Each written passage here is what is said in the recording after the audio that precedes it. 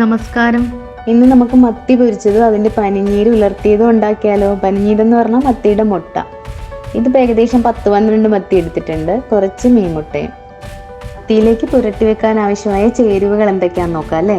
1 teaspoon മുളക് പൊടി വേണം, കുരുമുളക് പൊടി 1/2 ടീസ്പൂൺ, ആവശ്യത്തിന് ഉപ്പ്, ഒരു ചെറിയ സ്പൂൺ വിനേഗർ, സിന്തറ്റിക് വിനേഗർ വേണ്ട കേട്ടോ, അല്ലാതെ ഏതും എടുക്കാം, അല്പം മഞ്ഞൾപ്പൊടി, പിന്നെ ഇത് കുഴയ്ക്കാൻ ആവശ്യമായിട്ടുള്ള വെള്ളം. ഇത്രയും ചേർത്ത് നമുക്ക് നന്നായിട്ട് ഈ അരപ്പ് യോജിപ്പിക്കാം.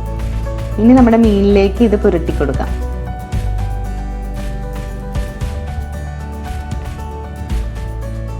ഇപ്പം നന്നായിട്ട് പുരട്ടിയിട്ടുണ്ട്. ഇനി ഇത് നമുക്ക് നീക്കി വെക്കാം.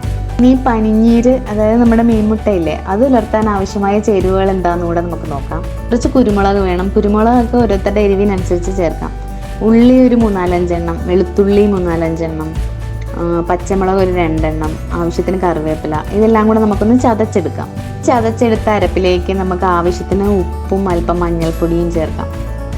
എന്നിട്ട് ഇതൊന്ന് യോജിപ്പിച്ചിട്ട് നമ്മുടെ മീൻ മുട്ട ഇട്ടിട്ട് ഇത് സാവധാനം യോജിപ്പിക്കാം. ഈ പുരട്ടി വെച്ച പനിനീര് നമുക്ക് അധികം നേരം ഇങ്ങനെ വെച്ചേക്കണ്ട, കാരണം ഉള്ളിയൊക്കെ ചതച്ചിട്ടുകൊണ്ട് കുറച്ച് നേരം വൈകിയ ഉള്ളിയിൽ നിന്നൊക്കെ ഒരു കയ്പ്പ് രസം ഇറങ്ങും. അതുകൊണ്ടാട്ടോ. നമുക്ക് മത്തി പൊരിച്ചെടുക്കാനായിട്ട് ഒരു പാൻ അടുപ്പത്ത് വെച്ച് ചൂടാകുമ്പോൾ എണ്ണ ഒഴിച്ചിട്ട് അല്പം കറിവേപ്പില ഇട്ട് കൊടുക്കാം.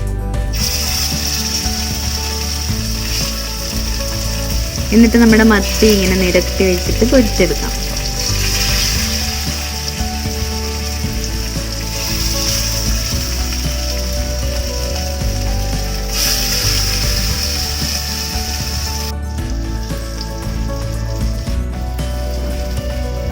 ഒരു വശം മുരിഞ്ഞിട്ടുണ്ട്, നമുക്കിനി ഇത് തിരിച്ചിട്ട് കൊടുക്കാം.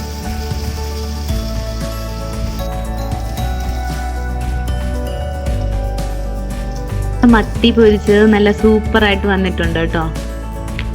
മത്തിയൊക്കെ പൊരിച്ചെടുത്തതിന് ശേഷം നമുക്ക് ഈ പാനിൽ തന്നെ കുറച്ച് എണ്ണ ഒഴിച്ചിട്ട് നമ്മുടെ പനിനീരിട്ട് കൊടുക്കാം.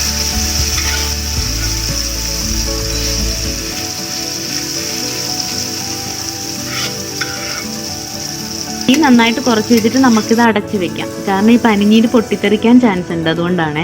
കുറച്ച് സമയം കഴിയുമ്പോഴത്തേക്ക് നമുക്കിത് തുറന്ന് നോക്കാവേ. നല്ല മണമൊക്കെ വരുന്നുണ്ട്. ഇത് നമുക്ക് തിരിച്ചിട്ട് കൊടുക്കാം.